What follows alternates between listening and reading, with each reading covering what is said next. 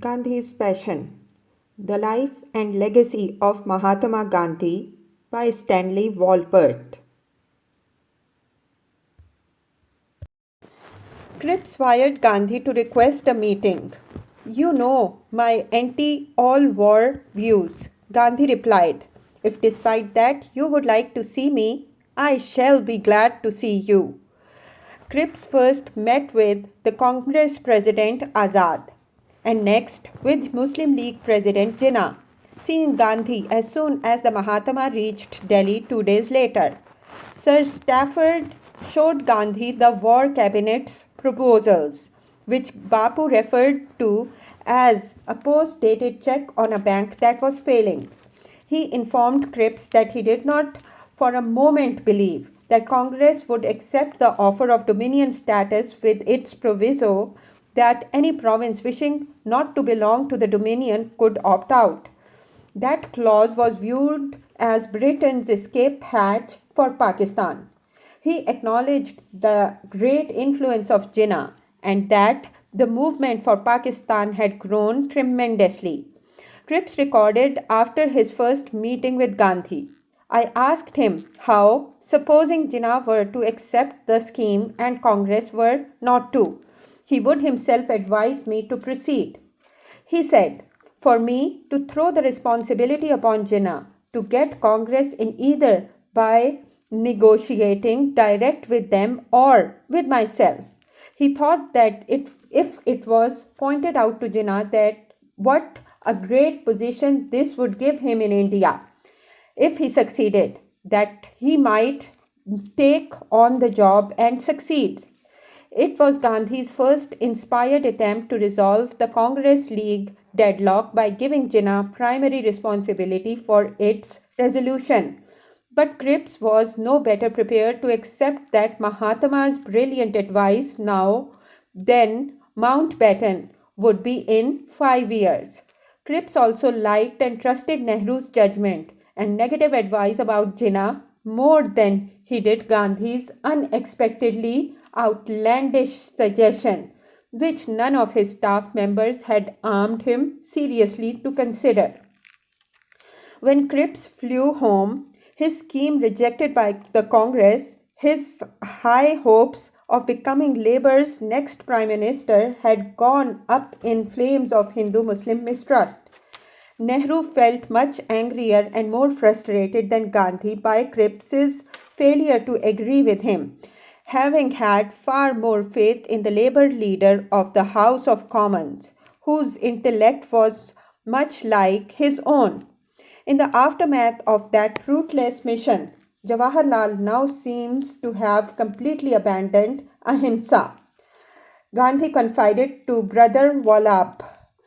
Nehru now advocated guerrilla warfare and the scorched earth policy used by Russia against Hitler's invasion of the Soviet Union should the Japanese invade India.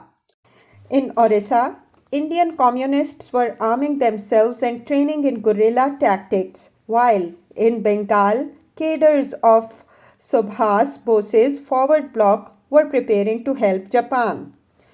Nehru called on Colonel Louis Johnson, President Franklin Roosevelt's personal representative to India on April 5, 1942, offering guerrilla support to the US troops and informing him that the Congress was ready to hitch India's wagon to the American star. Whereas we have always had differences of opinion, it appears to me that now we also differ in practice. Gandhi wrote Jawaharlal when he learned this. "I feel that you are making a mistake. I see no good in American troops entering India and in our resorting to guerrilla warfare. It is my duty to caution you." But the United States was not going to abandon Great Britain, though Roosevelt personally favored granting India independence and urged Churchill to do so. Gandhi never approved of either American or Chinese troops in India. We know what American aid means. I see no Indian freedom peeping through all this preparation for the so-called defense of India. It is a preparation pure and simple for the defense of the British Empire. His firm belief now was that the British should leave India in an orderly manner to her fate. Asked by reporters what his call for British withdrawal would mean in terms of India's internal security, Gandhi replied, "Under my proposal, they have to leave India in God's hands, but in modern parlance to anarchy, and that anarchy may lead to internecine warfare for a time or to unrestrained dacoities. From these, a true India will rise." Asked next what he intended to do if the British ignored his advice to leave, Gandhi explained, "I shall have to force them to go by non cooperation or by civil disobedience, or it may be by both." Gandhi had gone to Bombay to raise money for a memorial to Charlie Andrews and in 8 days collected ₹500,000 with the help of Vallabhbhai and Birla, who arranged his talks to appropriate groups of businessmen. Now riots and lawlessness spread throughout mostly Muslim Sindh. Gandhi advised Congress members of Karachi's assembly to resign and form a peace brigade to settle in the most troubled regions of the faction-driven province and risk their lives trying to persuade criminal elements to desist from murder. A day later, more violent deaths occurred. No Congress members proving brave enough, some would say foolish enough, to heed his advice. On 1st July 1942, Gandhi wrote a Dear Friend letter to Franklin Roosevelt, seeking to enlist FDR's sympathy. He noted how much he had profited from works by Thoreau and Emerson, and how many American friends he had. "I hate all war," Gandhi explained. "I venture to think that the Allied declaration that the Allies are fighting to make the world safe for freedom of the individual and for democracy sounds hollow so long as India and Africa are exploited by Great Britain and America has the Negro problem in her own home. So far as India is concerned, we must become free even as America." He assured Roosevelt that Allied troops might be permitted to remain in India until the war ended, under a treaty with independent India's own government. Louis Fisher, who had come to India to interview and write about Gandhi, living at his ashram for several weeks, carried the letter to Washington at Gandhi's behest. Roosevelt answered the letter politely, ending his reply with, "Hope that our common interest in democracy and righteousness will enable your countrymen and mine to make common cause against a common enemy." One of Gandhi's wisest old friends and greatest Congress comrades, C.R., disagreed with him on two most important points, believing it would be best to acknowledge the Muslim League's demand for Pakistan now and negotiate early agreement with Jinnah as to how least painfully to divide the subcontinent.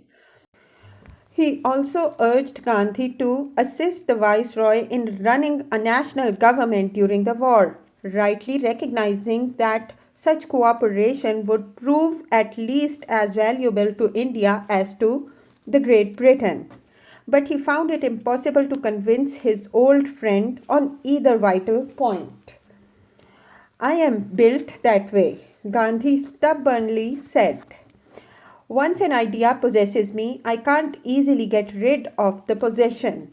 Had CR prevailed, of course, the war years might have been spent in productive preparation for freedom as well as in careful planning of partition instead of leaving Congress's leaders all to rust behind bars. In frustration, CR now quit the Congress.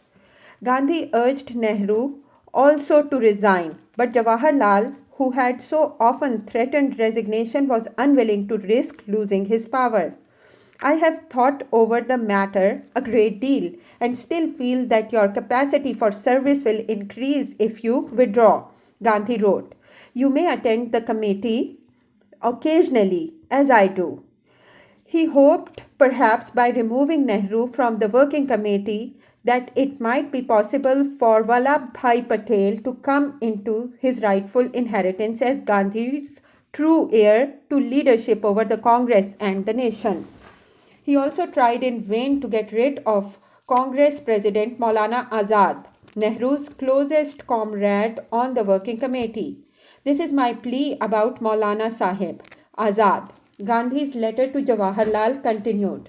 I do not understand him, nor does he understand me. We are drifting apart on the Hindu Muslim question as well as on other questions. We have to face facts. Therefore, I suggest that the Maulana should relinquish presidentship but remain in the committee. The committee should elect an interim president. That interim president, of course, would have been Vallabhbhai Patel, the strongest and most respected Congress leader. This was Gandhi's most courageous attempt to strip Nehru of political power. But age and physical frailty left Gandhi too weak to insist upon his proposals or to put them before the committee, of which he was no longer even a member. You may reject them, he told Nehru, who just did that. Gandhi took the train to Bombay for the meeting of the Congress Committee on August 3, 1942, carrying with him a confidential draft of instructions for civil resistors. The objects of our satyagraha is to secure the withdrawal of British rule and the attainment of independence for the whole of India. Every satyagrahi should understand before joining the struggle that he is to ceaselessly carry on the struggle till independence is achieved. He should vow that he will be free or die. The mantra Gandhi coined was Karega ya Marega, meaning do or die. This last of his Satyagraha movements, however, came to be known as his Quit India movement, the catchy phrase soon shouted by Indians to every British soldier and civilian. The Congress will be satisfied with a plebiscite or any other reasonable manner of testing public opinion. That is real democracy. Gandhi wrote on August 6th, the cry of Quit India comes not from the lips but from the aching hearts of millions. He was asked by Associated Press that day if Congress resolution meant peace or war. He replied, the emphasis in any non-violent struggle is always peace. On August 7th, Gandhi addressed the All India Congress Committee and assured them that Britishers will have to give us freedom when we have made sufficient sacrifices and proved our strength. Sardar Patel said that the campaign may be over in a week. If it ends in a week, it will be a miracle. And if it happens, it would mean melting the British heart. He called upon Jinnah and the Muslim League to join the Congress movement to win democratic freedom for every Indian, indeed for all mankind. We are aiming at a world federation in which India would be a leading unit. It can come only through non-violence. On August 8, 1942, the day Congress was to vote on his Satyagraha proposal, Gandhi told the News Chronicle, I have equal love for all mankind without exception. That night, his resolution was unanimously passed by Congress. Gandhi's last words to the Congress demanded freedom immediately, this very night before dawn. But before dawn, he was arrested together with every member of Congress Working Committee in Bombay and 50 additional leaders. Everyone is free to go to the fullest length under ahimsa, Gandhi passionately shouted before he was driven off with Kasturba, Meera, Sarojini and Mahadev to the Aga Khan's palace in Pune, where they were all incarcerated. Satyagrahis must go out to die, not to live. It is only when individuals go out to die that the nation will survive. Chapter 20. war behind bars. Gandhi's prison term in the Aga Khan's Pune palace lasted for almost 2 years. In many ways, his most bitter, painful incarceration. Though the old palace was hardly jail, the malarial swarm on which it stood made its venue more deadly than many of British India's darkest prisons.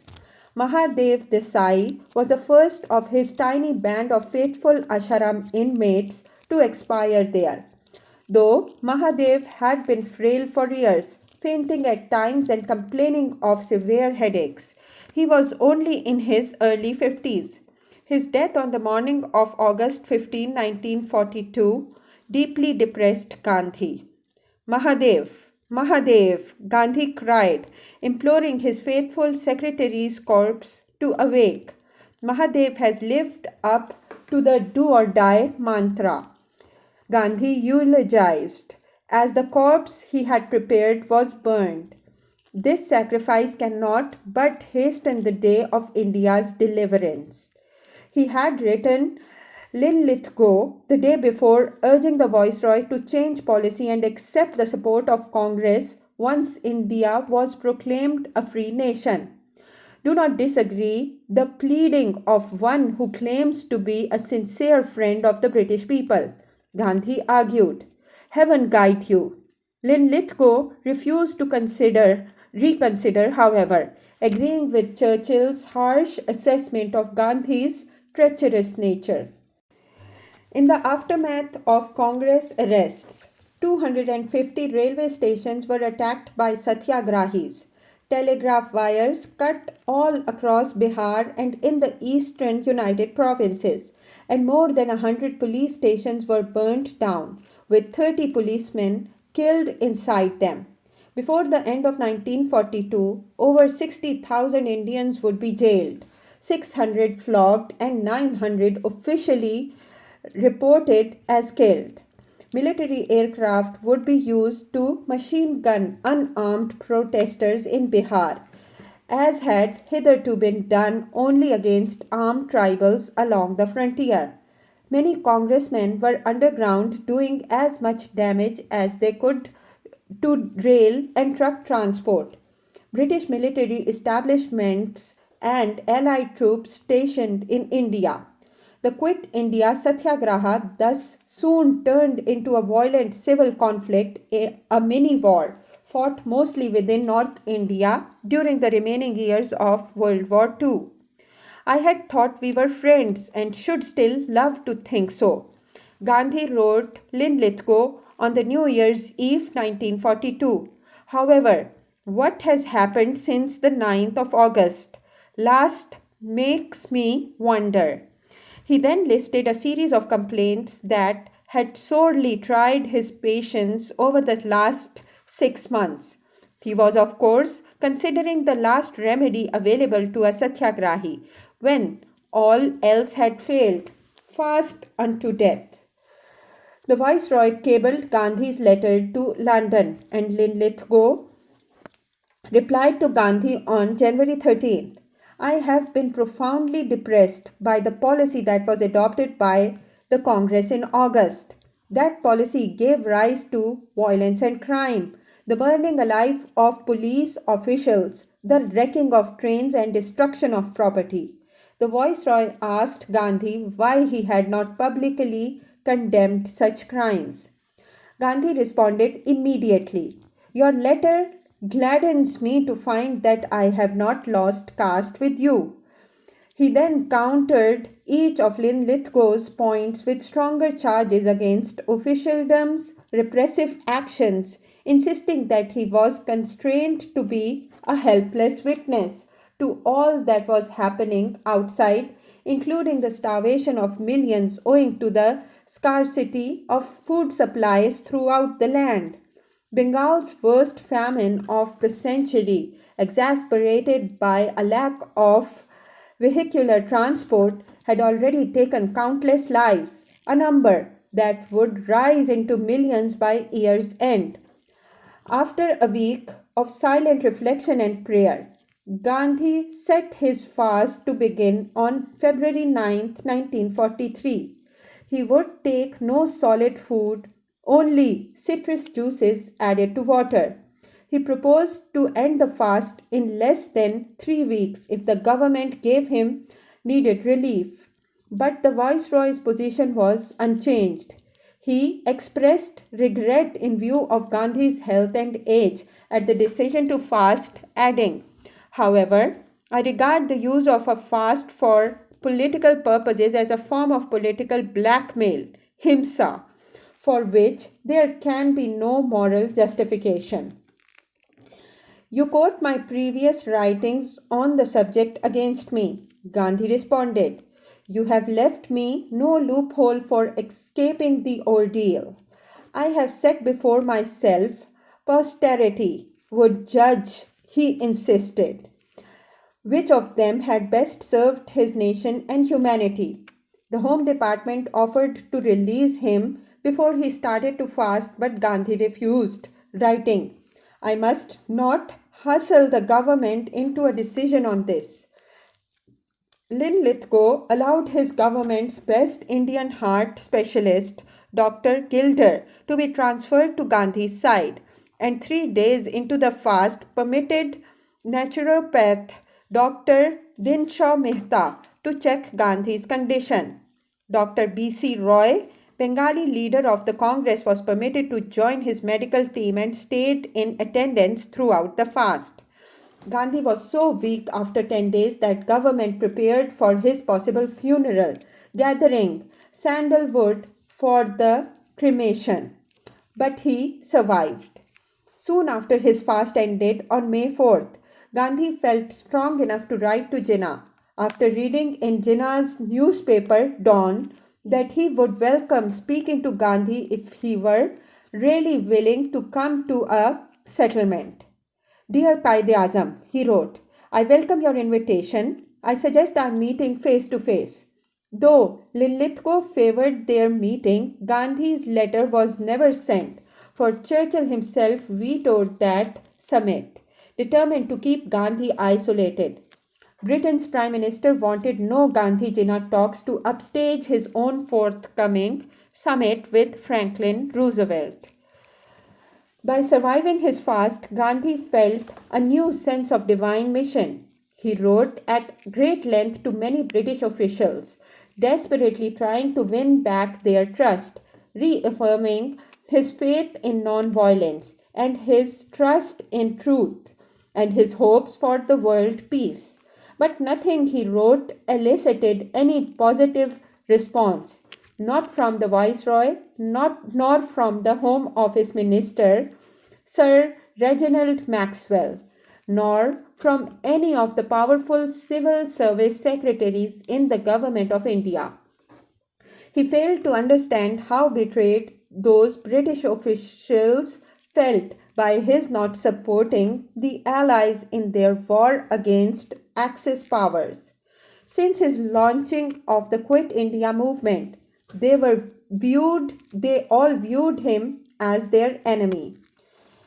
Gandhi completely failed in his incarceration isolation to recognize the difference between all his earlier satyagrahas and this last one, when Japanese troops were at India's eastern gateway. While he advised Britain to retreat and remove all its troops and allied forces from India, Tojo's forces, among them Subhas Bose's Indian National Army, marched up the Malay Peninsula into Burma. Gandhi blamed the government, of course, for not earlier welcoming Congress's offer to support if Swaraj were first granted. However, Churchill's cabinet never dreamed of negotiating any agreement with India during the London Blitz, and thus viewed every act by the Congress throughout the war as mad or treasonous. Even Agatha Harrison wondered if he was a different man, since the traumas of war had wreaked so much havoc in India, as in Europe and Asia. She wrote nonetheless before year's end to send her season's greetings. "It was a perfect pleasure to receive your unexpected letter," Gandhi replied. I am the same man you have known me. The spirit of Andrews is ever with me, but the suspicion about my motives and utter distrust of my word in high places has hitherto rendered every move made by me nugatory. At this time, imprisoned Kasturba was oscillating between life and death. Doctors prescribed many medicines, including the new miracle sulfa drugs and penicillin. But Gandhi rejected them all. He prescribed nature cures and prayers and chanted around the clock at her deathbed. Devdas came to visit his parents, suggesting to his Bapu that an Ayurvedic doctor be brought to treat his mother. So Gandhi requested permission for Dr. Mehta to be called back, as well as Vaidyaraj Shiv Sharma of Lahore. Ramdas also came and tried to get his mother released from detention, but Gandhi objected. Harilal tried to visit, but Gandhi never wished to see him again. Manilal was still living in South Africa and cabled in February to know if he should come. But Gandhi replied that he should continue working where he was. Vedya Sharma tried every Ayurvedic remedy but to no avail. Kasturba died on the evening of February 22nd, 1944. She was cremated in the same corner of the Pune Palace grounds as Mahadev had been. Devdas lit the fire after Gandhi spoke briefly and prayed for his wife of 63 years. Gandhi was comforted at this time primarily by Manu, the young daughter of his nephew Jayes Kholal, who had first come to live with him at the Sevagram ashram after her mother's death in 1942. She became one of his favorites, walking sticks before his arrest, and would later return to stay at his side for the last lonely years of his life. Manu had been permitted to join him shortly before Kasturba died, and now she remained with him. He later called her his granddaughter. The war he now fought behind bars was waged in his own mind as to whether he should keep young Manu with him in detention or liberate her to pursue her education outside. I kept thinking over the matter the whole of last night and could get no sleep. He reported, finally deciding that we must endure our separation. You are a sensible girl. Forget your sorrow. Stop crying and live cheerfully. Learn what you can after leaving the jail. He wrote of himself hereafter as her mother, taking Kasturba's place as her closest, dearest protector. Manu was 11 at this time. He sent her off to Rajkot, where she lived with cousin Narendas Gandhi, learning accounting as well as music and studying Gujarati literature. She would never marry and would later return to Gandhi as his constant closest companion until his assassination. While Congress leaders languished behind bars, Subhas Bose's Japanese supported Indian National Army advanced to the outskirts of Imphal. Anglo American forces stopped Bose's Indian National Army in early May 1944 before they could reach Bengal's eastern border, where Netaji Bose would have been hailed by millions as the liberator of his nation. A year later, he died after his plane crashed on Formosa. On May 6, 1944, with the Indian National Army bogged down, India's new Marshal Viceroy, Lord Wavell, felt secure enough to release his most famous prisoner and his disciples. Gandhi weighed less than 100 pounds and was almost 75 years old. He and his depleted band of faithful followers were driven directly to Lady Thackeray's Puna's mansion, where he was warmly welcomed with marigold garlands, nourishing juices, and the chanting of melodic mantras. He soon regained his strength, thanks to the nurturing care of his sister Premlila Thackeray. On May 11th, he entrained for Bombay, where he stayed again in Palm Bungalow on Juhu Beach. He confessed about this release. I feel ashamed. If they do not arrest me, what can I do? I'm silent. He now often retreated into his silent shell, withdrawing as he had India's ancient yogis and sages called Munis, silent ones, in the Rig Veda. Silence helped him listen for his inner voice. He was free to walk alone along the beach, watching the sun set as he had done so often a decade ago with Charlie Andrews. To Mahadev Desai's widow, he indulged in a rare note of self pity. I may be regarded as crippled for the present. God does not allow even a Mahatma's pride to last. In July, he returned to his Vardha ashram but felt so weak he had hardly enough energy to cope with his daily mail. Still, he was strong enough to prescribe cures for friends. So, the fat on your body has proved completely deceptive, hasn't it? He wrote one old friend who'd just sustained a heart attack. If you had given up salt, etc., from the beginning. But never mind. Rest for 4 months now and make your body quite strong. Maybe this ordeal will improve your hearing too. Show this to the doctor. He is no doctor who treats a patient only for one symptom. The root cause of all diseases is generally one. Before leaving Bombay, Gandhi was interviewed for 3 hours by English journalist Stuart Gelder, who then cabled an unauthorized report to the Times of India claiming, Mr. Gandhi is prepared to accept and to advise the Congress to participate in a wartime national government in full control of the civil administration. The Viceroy would retain control of the armed forces alone, and Gandhi would promise not to resume civil disobedience. According to Gelder, Gandhi was also willing to seek agreement with Jinnah and the Muslim League on the basis of CR's approval to recognize Pakistan demand if a plebiscite held in Muslim majority districts of Punjab and Bengal approve it. Gandhi expressed shock at Gelder's unauthorized release and distortions of his interview. Many old Congress colleagues were outraged at what sounded like the repudiation of his entire Quit India movement. He would never accept Pakistan, though his regard for Jinnah remained high, and he continued to hope that they might reach an amicable settlement. Mr. Jinnah does not block the way, Gandhi said that July. But the British government do not want a just settlement of the Indian claim for independence, which is long overdue.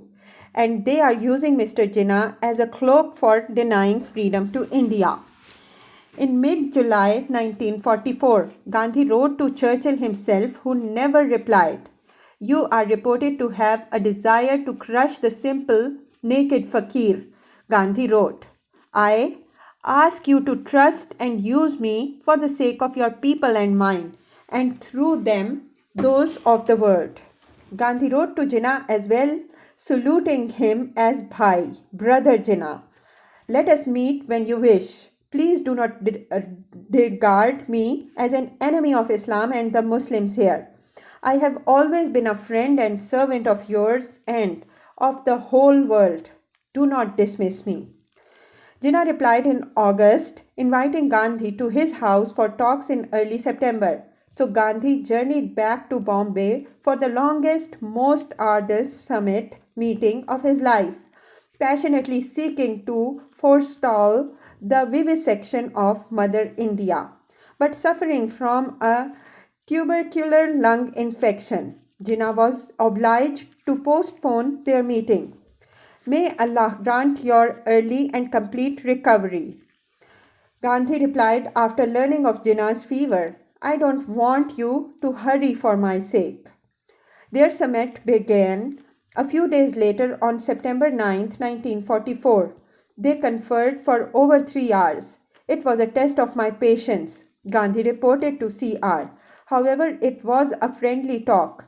His contempt for your formula and his contempt for you is staggering. Jinnah argued that his demand and that of his league was nothing less than Pakistan as described in 1940 Lahore resolution. Gandhi had not studied it but promised to do so before their next meeting. Jinnah insisted that Gandhi represented the Hindu Congress, but Gandhi replied that he had come only as an individual. Jinnah was annoyed by that. He spoke as the president of the Muslim League, and if Gandhi did not represent Congress, what was the basis for their talk? Who was to deliver the goods? I told him, is it not worth your while to convert an individual? He said, I should concede Pakistan and he would go the whole length with me. He would go to jail. He would even face bullets. Despite the ever growing gulf that divided their ideologies, Gandhi and Jinnah deeply respected each other's virtues and remarkable strengths. In 1945, Jinnah told barrister Yahya Bakhtiar that what I am afraid of is Gandhi. He has brains and always tried to put me in the wrong. I have to be on guard and alert all the time. Both of these great leaders tried the other's powers and patience to their limits. Each man was frail, ill, and the target of fanatics and assassins in his own party. Both were destined to die in 1948. Jinnah urged Gandhi to accept Pakistan now before the war ended. We should come to an agreement and then go to the government and ask them, force them to accept our solution. Jinnah told Gandhi on the first day of their summit. I said I could never be a party to that. I agree the League is the most powerful Muslim organization. I might even concede that you, as its president, represent the Muslims of India. But that does not mean that all Muslims want Pakistan. Put it to the vote of all the inhabitants of the area and see. That was CR's proposed formula for which Jinnah had contempt.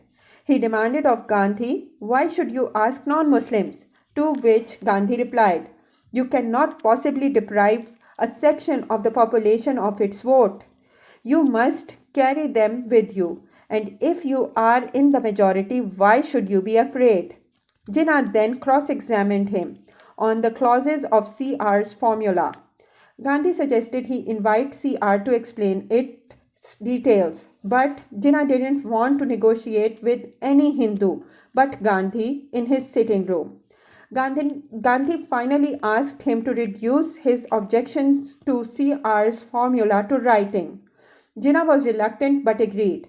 I would like to come to an agreement with you, Jinnah told him before Gandhi left, and Bapu warmly responded that they should not separate until they reached an agreement. Jinnah nodded, but when Gandhi suggested they also reduce that to writing, Jinnah said, no, better not. They agreed to resume their frank and friendly talks on September 11th at 5:30 p.m. following the Muslim holiday of Ramadan. In a letter on September 10th, Jinnah meticulously challenged every clause of CR's formula. Gandhi wrote his reply and sent it the following day to Jinnah's house before they resumed their talks that evening. My life mission has been Hindu-Muslim unity, Gandhi wrote.